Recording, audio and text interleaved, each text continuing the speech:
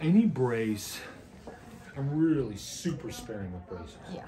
You lose 1 to 1.5% of muscle mass per day. Per day? Per day. 1 to 3% of functionality per day. Wow. Did you ever break a bone? Yes. Cast? No. Okay. Well, you have any kids or other Yeah, but I know what you mean. Yes. Yeah. That's 6 to 8 weeks of 1 to 1.5% of muscle mass per day. Wow. It's a pencil, right? Yes. And that's why. And so I'm really sparing with braces.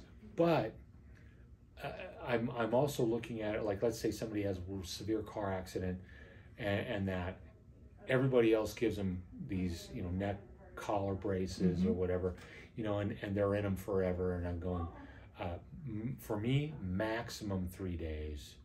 And when we do it right off the bat, they put the brace on, they're going to wear it for maybe a 4-hour stretch on the first day, and then a 2-hour break, and then another 4 hours. But they're going to be doing eye exercises because the eyes are wired to the tongue, which is wired to the stabilizers of your spine. That's why when I look this way, the muscle that makes my eyes go, that they call the intertransfer, or the lateral rectus, is wired to the intertransversaria muscles in my spine that are getting me to turn on this side, and the multifidi muscles that turn this one in are wired. Medial rectus is wired to the multifidi, which get it this side to go this way. So it's engaging it even if you don't move. But I want it to engage. I don't want you to move. I just want you to engage. Then on the second day, we're actually going to take it off every 2 hours for an hour to 2 hours. And we're going to eye movement with a little non-painful range of motion. And then on the third day, they're going to wear it 2 hours in the morning, 2 hours in the evening, and then we're done. It's gone. And because I don't want that bracing to make it weaker. And that's what it does. Now, what do I mean by bracing? I have worn braces so many times, so many fractured ribs, I'm telling you. But you got to breathe, and you got to sleep. Okay. If you can sleep without that, do not wear it to bed. Okay. Yeah, I do not. Good. But if you have to wear it to sleep, wear it. Okay. Because sleep is the most important thing. The growth cycle is stress it, nutrition it, recover it. And of those three, which one's the most important? Recover. You must be a mom. Moms know things. But in wearing the brace, if I'm doing something and it will assist me to do better and higher, wear it. Okay. And more. Do you have that on a regular basis? No, I rarely ever. Only if I'm having, like, compression seems to help when I'm having the flare up. I will wrap my whole body with the ace bandages like a mummy, as tight as I possibly can for a little while, and it just relieves so much of the pressure and the pain. And then I take them off. But I mean that rib. This is this brand new? You never had this that? Just from yesterday. Yeah, I think it's just like not. It wants to go back where it was. Okay. Yeah. I'm hoping it's torque. I think it's torque. I didn't put much pressure. It feels like it just needs to, like, just a little crack. Just snap it, go right back in. Well, I can also do it with the tool. Oh yeah. So we're gonna do that, but I'm a ginger guy. I know. And if I'm worried something might be fractured, I assume it is. Okay. better to be safe. Better than collapse alone. Right? Yes. Yeah, I'm on the side of safe. I'm an Eagle Scout, so that's how we roll. Good. Which means I'm a certified pyromaniac. But yeah, if you needed to breathe, if you needed to move certain things, and then take it off. Okay. If you don't need it, don't wear it. Okay. All right? Yeah. But I like it, and I like it for what we're doing. Okay. Okay. Oh wow, those eyes are scary. Yeah, you're gonna see that in what I do, everything is a tool. Okay. And I'm gonna use it for what it's used for. I'm gonna know what its drawbacks are. Like bicycling, people ask me, what's the best exercise? And I say, the one you'll do. Exactly. What about biking? I said, do you like it? Yeah, I love biking. Great. Here's the problem. Biking is great, but it shortens the muscle in your legs. So it's bad.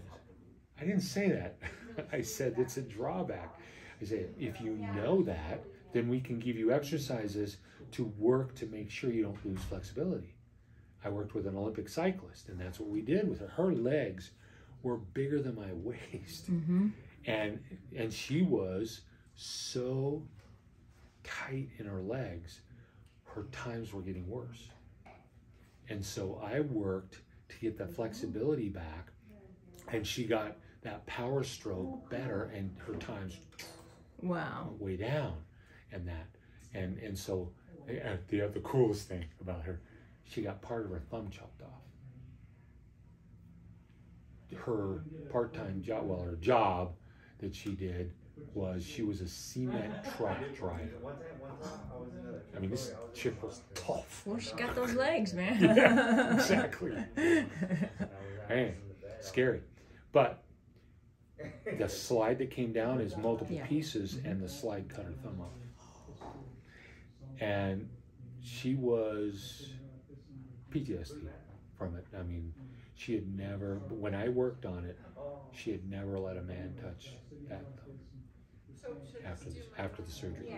She had a really cool surgery in Russia. They have this surgery where they can extend bones, they can make them longer, which is really cool. They basically break the bone, and then they start to expand it, and it grows. Oh man, it's so awesome. And so she had this grown to the point where this part that was left was as long as her thumb used to be. So it was all just one solid piece, but long. Wow. It was this so part. She had the vanity look of fabulous, but that's amazing. But then she couldn't control her shifter, because this is, of the things that are the most sensitive, tongue is the most sensitive. Number 2 is your thumb. Wow, I had no idea. Yeah, and so we did games to make this part of her thumb as sensitive as we could get it. And then we did games up in her brain to cause the part of her brain to be more sensitive so that it would do more with less. And so I'd put a hair and she'd feel it, you know. And then I'd put a piece of paper, like Princess and the Pea. Yes. Right? And then another piece of paper. And then another piece of paper. And then another piece of paper. And you just come up with these things. So like how I need to stimulate your thumb. Because I know what the behaviors are, I can come up with creative ways to stimulate. And that's what I mean, this morning I was in the limbic brain material, looking at it and saying, oh, that's interesting. You know, so Stroop does 9 comes down here, so I could do Stroop and get this part of the limbic brain on the left. Because that Stroop gets 9, and 9 in this case on the left actually engages the anterior cingulate. We're going to do Stroop for that. See, I do Stroop normally for 9.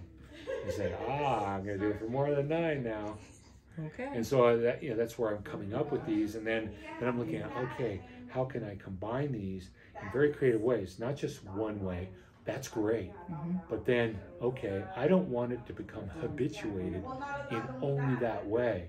So then I'm thinking, okay, if I was to change it to where I'm doing it, maybe connecting it in a different way, in a more creative way, then then I can get it to be more robust in its connectivity. And that's one of my favorite words, from neuroscience that they use. But making that connectivity work. But she was able to start working and start competing again. That is amazing. That was really fun. All because you know which nerve is going into the brain, and this is the nerve that we've got to work, and then we've got to make them realize. Yes. Relearn. They got to work together. They got to work together, and they got to harmonize. So when someone is in a car wreck or something, they lose their memory, they have amnesia, they have to relearn how to speak, go through all of that again. Does their body also forget about, like, Stacy has no feeling in one of his sides. He's got the scar on the back of his head. He was in a major, you should hear his story. That's why I fell in love with him.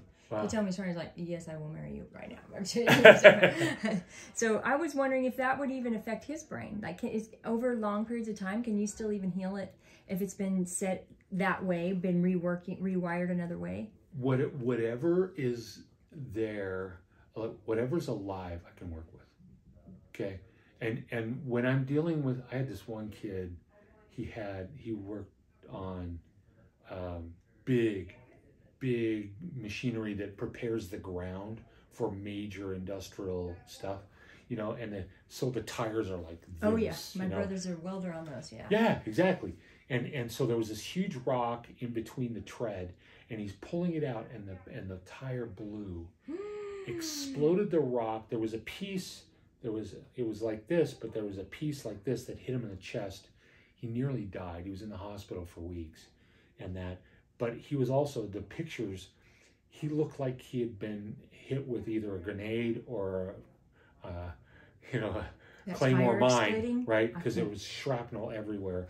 And this kid originally was a slackliner. I don't know if you know what slacklining is.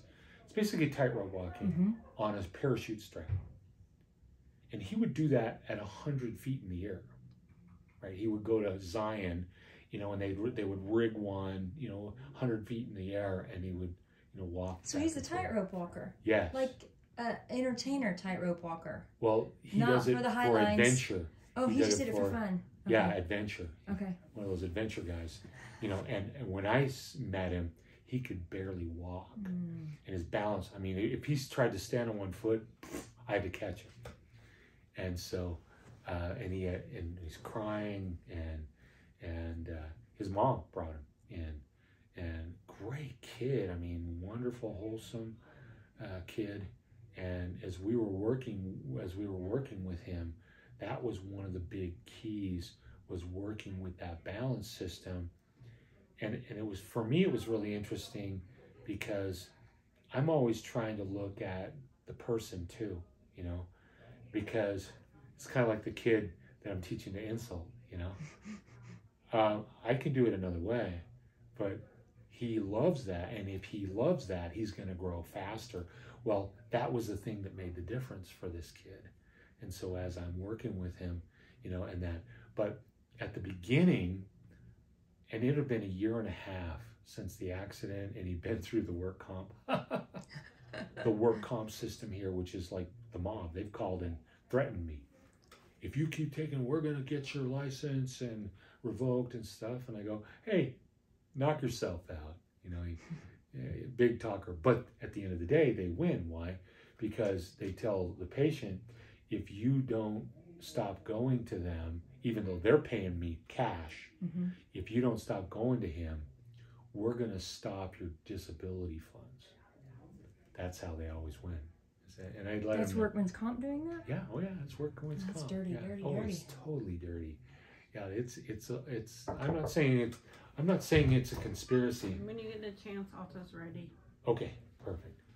I'm not saying it's a conspiracy. I'm just saying it's a conspiracy.